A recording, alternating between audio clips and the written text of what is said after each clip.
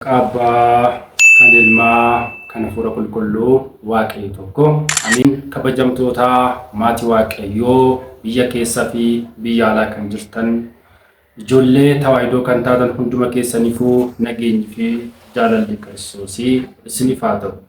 Egaa gooftaa keenya Yesuus Kiristoosii sagalee isaa akka barsiisnuu fi akka dubbannu kan nu gargaaru isa waan ta'eef galanni isaaf haa ta'u.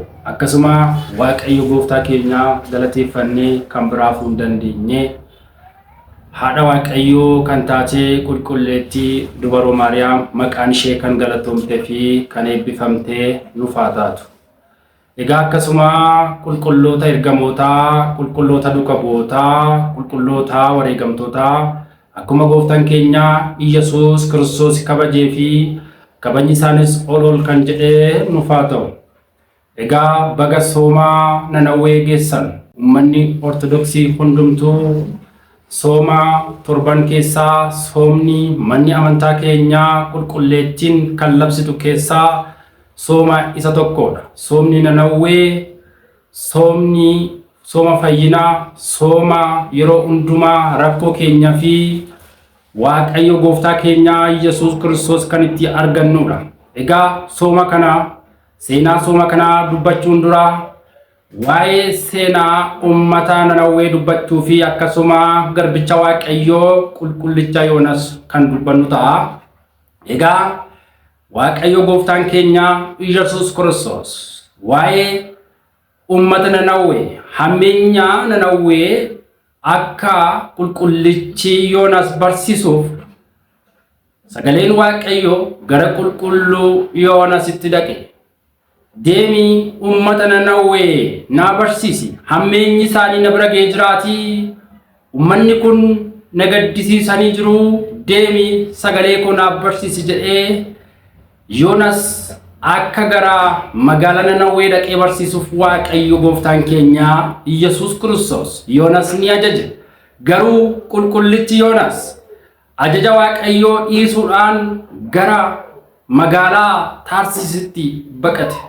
Egaa magaalaa kanas Waaqayyo jalaa baqachuu fi Waaqayyo jalaa bakka Waaqayyo nama oolche oolanii Waaqayyo kan nama fayyame Waaqayyo gooftaan keenya Yesuus Kiristoos hunduma keenyaaf akka dandeetti keenyatti kennaa ilma namaatiif kennee jira waan ta'eef egaa uummata Nanawwee akka barsiisuuf qulqullichi Yoonas erga itti himamee booda fuula Waaqayyo jalaa baqachuuf ka'ee jedha.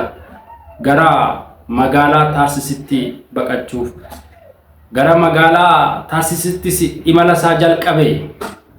Gaafa imala isaa jalqabus doonii irratti gaafa ba'ee imala isaa jalqabu Waaqayyo gooftaa keenya Yesuus Kiristoos jalaa baqachuu fi jalaa dhokachuu kan hin danda'amne Waaqayyo gooftaan keenya Yesuus Kiristoos dhakaa keessa fi garaa keenya keessa laphee keenya keessa maal akka yaannuuf dukkana keessatti maal akka hojjennu kan beeku Waaqayyo akkasiidha. Waaqayyo Waaqa gooftaa keenya Yesuus Kiristoos.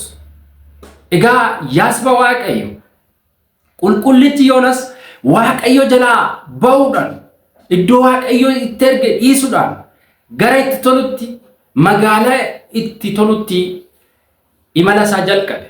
Gaafa imala isaa jalqabu gooftaan keenya Yesuus Kiristoos galaanicha irratti bubbee cimaa kaase hamma dooniin caccabdutti ga'ee jira.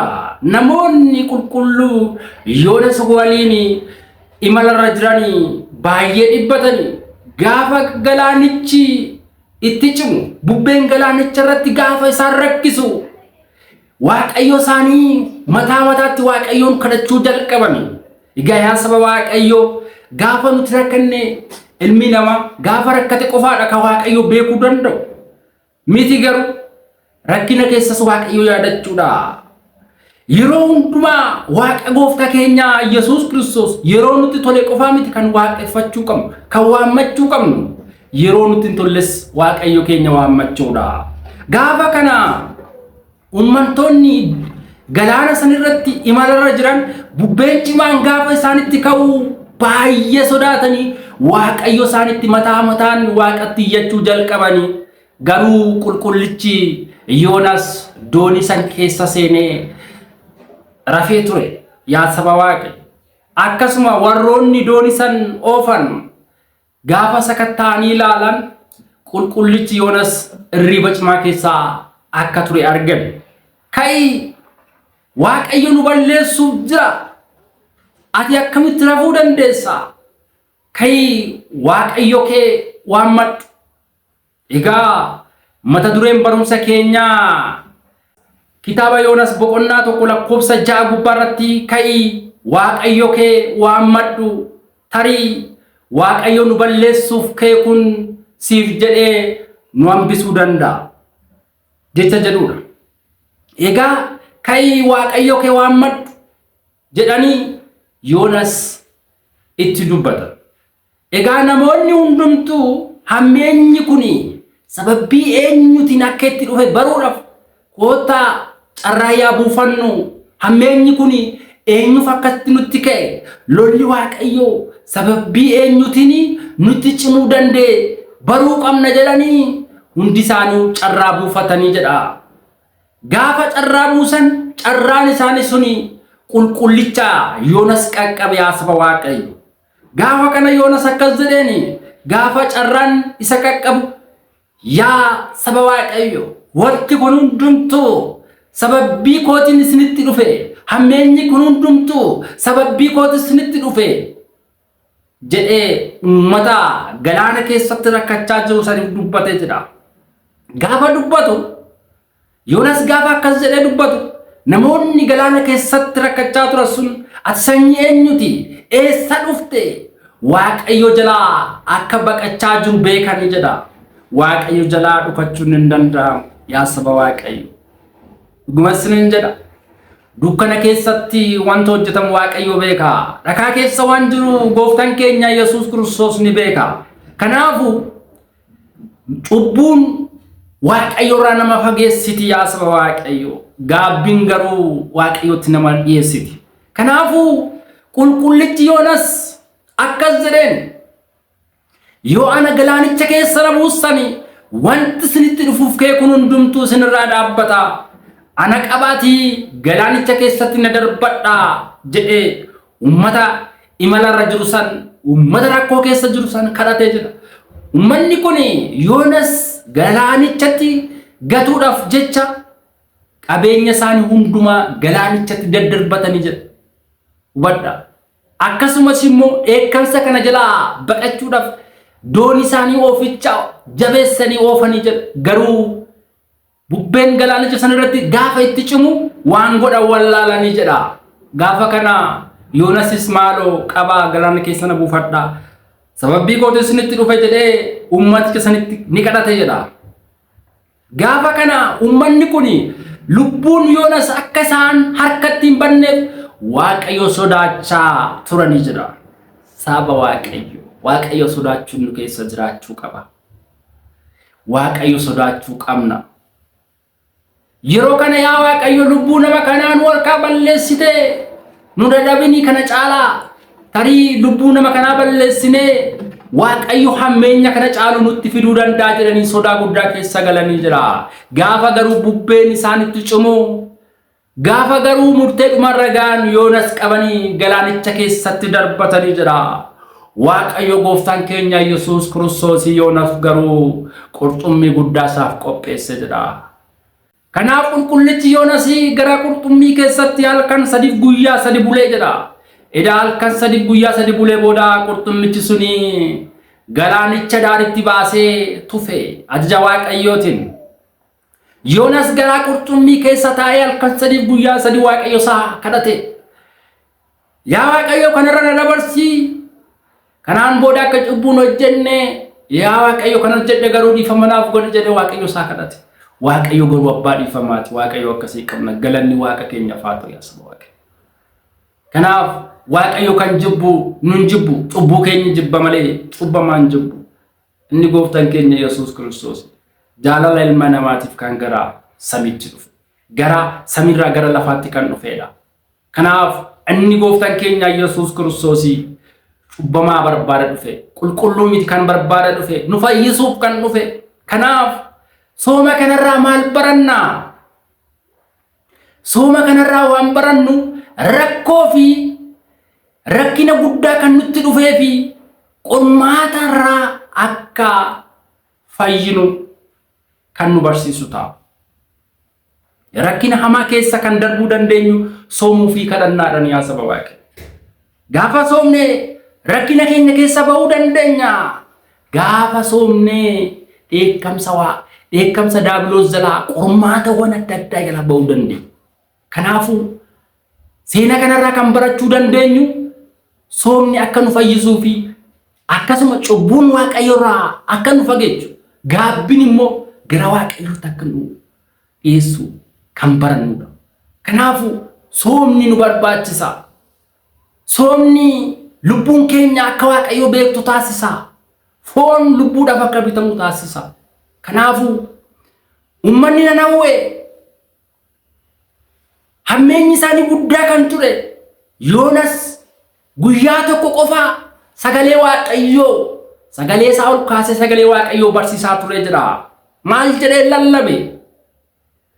Yaa saba Waaqayyoo ummata magaalaa Nanawwee Waaqayyoo isin balleessuudhaaf guyyaa 40 duwwaatu hafe. Kanaaf Waaqayyoon isin balleessuuf jira. Fuula Waaqayyoo duratti yakka guddaa raawwattanii jirtanii Waaqayyo gaddisiisanii jirtanii. Waaqayyo isinitti gaddee jira. Kanaaf Waaqayyo isin balleessuuf halkan 40 qofatu isin hafe jedhee sagalee Waaqayyoo barsiise jedha. Gaafa sagalee Waaqayyoo dhagaan ummanni Nanawwee mootichi Nanawwee labsii labse ummata hundumarrattu maal godhe? Guyyaa 3 guddaa otoo hin jedhin xiqqaa otoo hin jedhin daa'ima harma ooturraa jalqabee guddaa xiqqaa otoo hin jedhin akkasuma beelladoota horii saree otoo hin jedhin hundumtuu horii kan ta'e nyaata cidii akka hin arganne bishaan akka hin arganne daa'imti immoo harma haadhaa akka hin oolne hundumtuu guyyaa 3 akka sooman mootichi magaalaa Nanawwee ni labse. Dhugumatti ummanni Nanawwee guyyaa 3 fi Waaqayyo isaanii kadhatan. Yaa Waaqayyo si gaddisiisnee si balleessinee si yakkinee jirra maaloo cubbuu keenyaaf nun balleessin jedhanii gara Waaqayyo isaaniitti iyyatan. Kanaaf barumsi keenyas maal jedha? Ka'aa gara Waaqayyo keessanitti iyyadhaa. Warri rakkatan hundumtu, warri dhibbina keessa jirtan hundumtu, warri rakkina adda addaa keessa jirtan hundumtu gara Waaqayyo keessanitti madda. Wangeela Maatiyus boqonnaa 7 lakkoofsa 7 irratti maal jedha? Kottaa gara koo. Kottaa kan rakkatan kan ba'a guddaa isinitti ta'e, kan rakkina guddaa isinitti ta'e, kottaa ani isiniifan salphisa jedha Kiristoos. Gara biraa odoo deemtanii tiksii akkasiin argattan. Kana kan argattan mana Waaqayyoo yookiin kitaaba qulqulluu irrattidha. Gara biraa otoo deemtanii iddoo kana darbuun dhorkaadha jedha. Garuu gara mana Waaqayyoo dhaqxan immoo maal jedha? Kottaa kan ba'a guddaa isinitti ta'e, kan isin dhibbisu, kan hirriba isin dhorke ani isin boqachiisa. Ba'a guddaa isin irraa salphisa jedha Kiristoos. Galanni Waaqayyo keenyaaf haa ta'u. Kanaaf ummanni Nanawwee guyyaa 3 gidduutti Waaqayyo kadhatanii jira. Laphee qulqulluun hundi isaaniitu guddaa irraa amma xiqqaatti beelladootan dabalate hundumtuu ni soomanii jira. Waaqayyo abbaa dhiifamaati yaasni Waaqayyo. Kana beekuu qabna. Nuti cubbuun keenya guddaadha jennee mana Waaqayyoo dheechuun qabnu. Waaqayyo baqachuun qabnu. Waaqayyo jalaa miliquun hin danda'u. Fuula Waaqayyoo duraa dhokachuun hin danda'u. Waaqayyo dukkana keessatti yoo hojjenne beekaadha. Nuti dhokannee nama dhokachuu dandeenya. Waaqayyo garuu dhokachuu hin dandeenye. Nama dhokannee balleessuu dandeenya. Waaqayyo garuu dhokannee balleessuu hin dandeenye. Waaqayyo jalaas miliquu hin dandeenye. Hundumaa kanuma Waaqayyo waan ta'eef. Inni waa hunda beeka. Kan namaaf hin danda'amne gooftaa keenya Yesuus Kiristoos ni danda'a. Kanaafuu gooftaan keenya Yesuus Kiristoos ummata Nanawweef dhiifama ni laata. Harki isaa bal'aa, dhiifamni isaa guddaa, arjummaa isaa guddaa kan ta'e Kiristoosin ummata Nanawweef cubbuu isaanii ni dhiiseef. Kiristoosin jaalala ilma namaatiif kan gara lafaatti dhufe. Jaalala ilma namaatu gara lafaatti harkise Kiristoos yaa saba Waaqe. Wan seera uumamaa boqonnaa tokko lakkoofsa 26 irratti inni jaalalaan nu inni uumamtoota hundumaa caalaa nu jaalateet kan nu uume yaa saba Waaqa. Waaqayyo akkasiin qabu. Haadha keenya qulqulleetti dubaroo Maariyaam filate akka nuti hin banneef akka nuti akka warra badiitti hin lakkaa'amneef Kiristoos nu jaalatee foon keenya uffate yaa saba Waaqa. Kanaaf nuti maal gochuun nurraa eegama? Soomuudha. Kanaaf manni amantaa keenya sooma kan labsitu, sooma Nanawwee kana keessatti sooma gaabbii, sooma rakkina keenya kan itti argatu, sooma rakkinawwan dhibeewwan rakkoo adda addaa keessatti kan kufnee jiru hundumtu dhugumatti laphee qulqulluun guyyaa sadaffaa kana keessatti Waaqayyo kadhannee gara Waaqayyootti dhiyaachuu, gara mana Waaqayyootti deddeebi'uudha guyyaa sadan kana keessatti. Kanaafuu soomni fi kadhannaan gara Waaqayyootti nu dhiyeessa. Kanaaf isinitti hin baay'isuu asumaan ergaa koo dabalataa urjii tawaayidoo kan jedhu hundi keessanuu maatii ta'uudhaaf warri maatii hin taane nutti dabalamaa maatii ta'aa isiniin jenna. Kabajamaa horaa bulaayii Waaqayyo gooftaa keenya kan nu gorsee kan nu barsiisee galanni isaaf haa ta'u. Eebbifama.